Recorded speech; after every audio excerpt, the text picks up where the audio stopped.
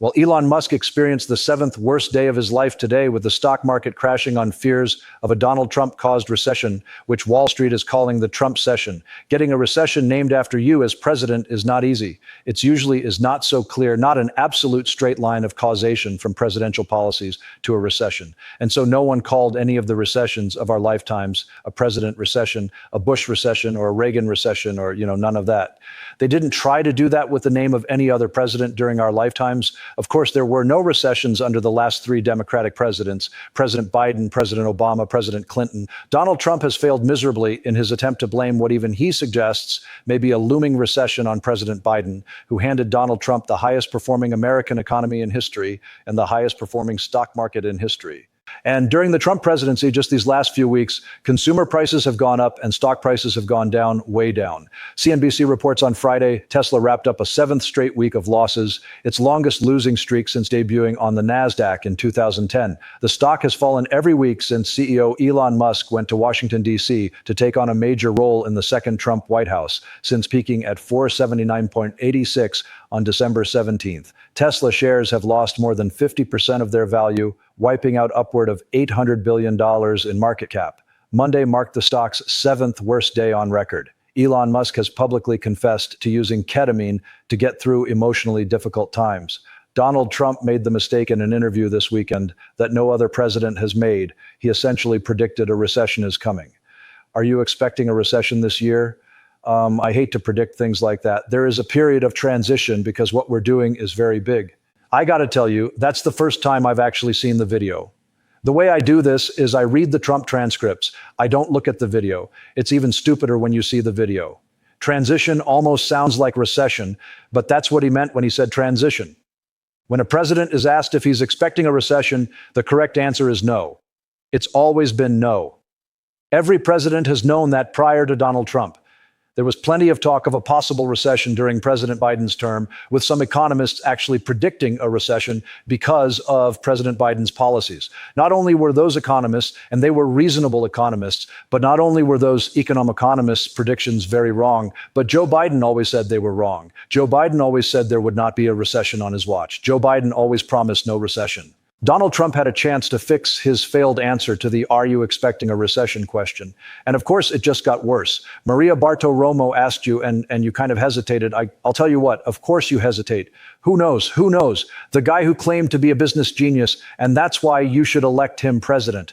That guy answers the most important question you can ask him about the economy. He answers it with a who knows. And as soon as the stock market opens up after Donald Trump says that, the stock market panics. And if you ask anyone on Wall Street, as the financial networks Clear's Throat have been doing in their live coverage of the Trump stock market collapse, why is the stock market collapsing? No one says who knows. No one on CNBC today all day, no one said who knows. They all say it's the Trump tariffs, which they all believe could lead to now the Trump session. And the Wall Street Journal has even predicted that the Trump tariffs could lead to a Great Depression. If Donald Trump announced right now that he is not going to impose any of those tariffs that he has promised to impose, and he will simply stop talking about tariffs, the stock market would rally tomorrow and go through the roof. But Donald Trump is now trying to pretend he doesn't pay any attention to the stock market. So I won the election. The markets went up thousands of points. You have no choice but to vote for me because your 401k is down the tubes. You want to see a market crash? If we lost this election, I think the market would go down the tubes. I think the stock market's going to be great. So that guy, he never thinks about the stock market. The truth is Donald Trump doesn't understand the stock market, which is why he never got any richer in the stock market. Donald Trump didn't invest in Microsoft in the early years. He had plenty of money to do it, but he didn't invest in anything in their early years and ride any stock up. He didn't invest in Tesla for that matter or anything else because he doesn't understand anything about investing or the stock market. Apparently, Elon Musk's position as the richest person in the world is based on the value of Tesla stock. The sinking Tesla stock price is not Tesla's only problem. Sales of Tesla in Europe have collapsed. Tesla car sales in Germany fell by 76%, down 24% in the Netherlands, 42% in Sweden, 48% in Norway and Denmark, 45% in France, 55% in Italy, 10% in Spain, 53% in Portugal. In the United States, Tesla sales fell by 6%, with Cybertruck sales down 32%. And on Saturday, a Tesla showroom in Manhattan was shut down after more than 350 protesters gathered outside. Democratic State Senator Brad Ham-Siegel, who represents the district, told the New York Times that protesters have gathered at that location for weeks, with each weekend's protests drawing a larger crowd than the previous weekends. He told the Times that it is, quote, cathartic for New Yorkers to go to the streets and that it was important for Mr. Musk and Mr. Trump to see that cutting the federal government off at its knees is going to hurt a lot of people. The Washington Post reports, quote, since President Donald Trump's inauguration, more than a dozen violent or destructive acts have been directed at Tesla facilities, according to court documents, surveillance photographs, police records, and local media reports re-reviewed by the Washington Post. In March, several Tesla superchargers at a shopping center in Littleton, Massachusetts, were set ablaze. Vandals in Maryland also spray-painted "No Musk" onto a Tesla building alongside a SWAT-like symbol. In February, a man brandishing an AR-style semi-automatic weapon fired at a Tesla storefront in Salem, Oregon. Just a few weeks earlier, investigators say the same man attacked the same dealership by throwing Molotov cocktails at Tesla vehicles and through the store window. He caused an estimated $500,000 in damage. According to court documents, cryptocurrencies had a very bad day on Wall Street today. If the United States of America were a big investor in crypto like Donald Trump wants us to be, the United States would have lost a lot of money today. But luckily, the Social Security trust funds are not crypto. So the Social Security trust funds did not lose a dime today. On Friday, Donald Trump announced nothing. That kind of seemed like something signed an executive order officially creating our strategic Bitcoin reserve, and this will be a virtual Fort Knox for digital gold to be housed within the United States Treasury. That's a big thing. Now, it's not a big thing. It's kind of a fake thing because the first question you would have is, how is the United States of America going to buy cryptocurrencies? That would be the same thing as the United States buying Tesla stock or any other stock, which the United States of America cannot legally do. Here's what Donald Trump actually said they are going to do. The Treasury and Commerce departments will also explore new pathways to accumulate additional Bitcoin holdings for the reserve, provided it's done at no cost to the taxpayers. Oh, okay, so that means the Treasury will not buy any cryptocurrencies at all. That's like me saying, I'm going to explore new pathways to buy the Boston Celtics. They're for sale just like cryptocurrencies are for sale. But no matter how many pathways I explore to buy the Boston Celtics, I won't be able to do it. Donald Trump did say one true thing about the United States government and cryptocurrencies.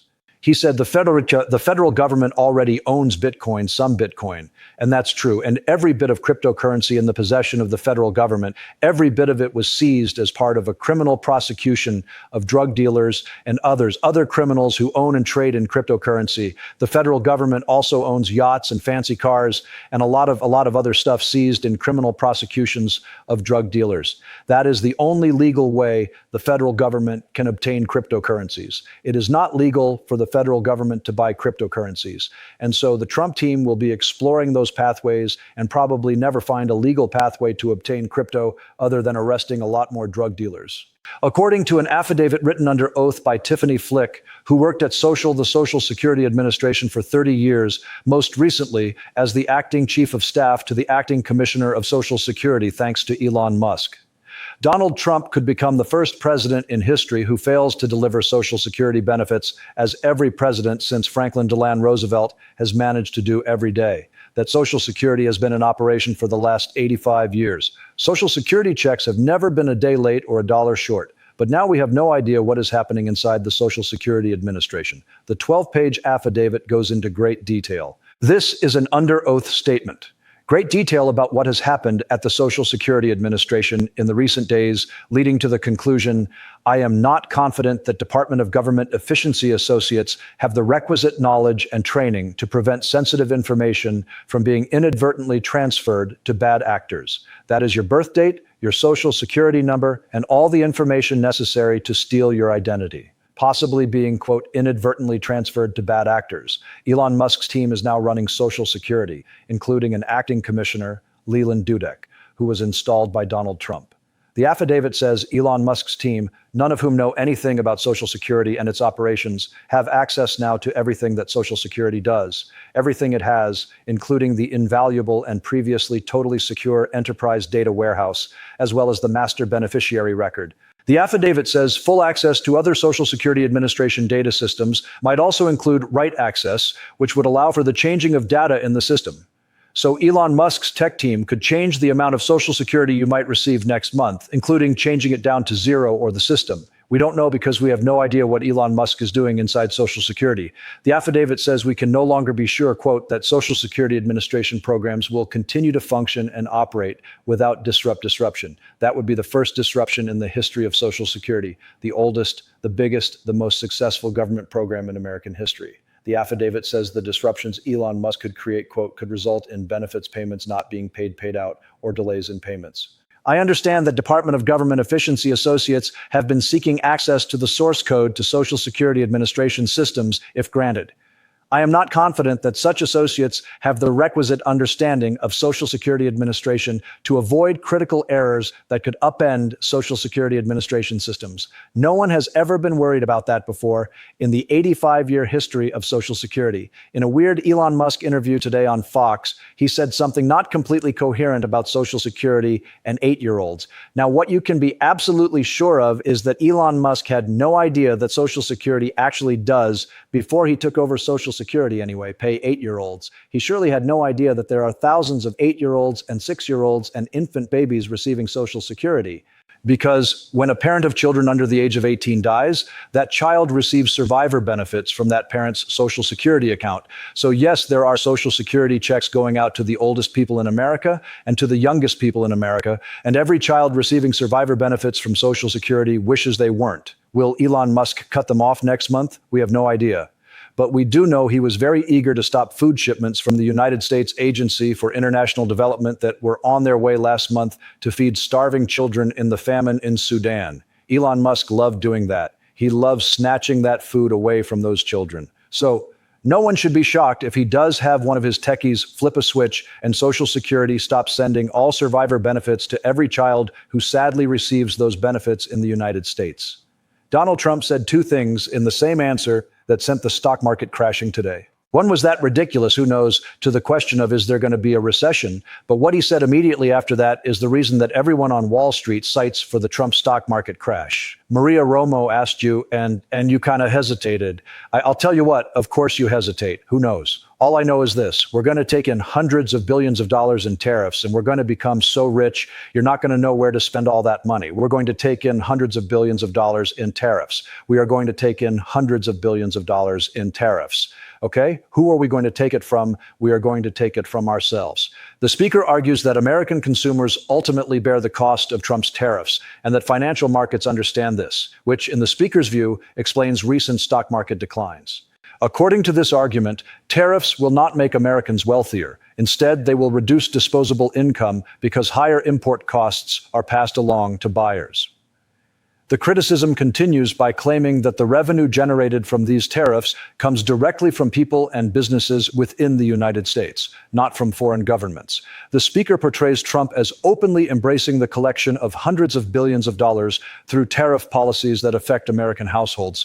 It is also noted that Trump recently announced a delay on certain tariffs targeting Canadian and Mexican imports. However, Canada has moved forward with retaliatory tariffs of its own, escalating trade tensions.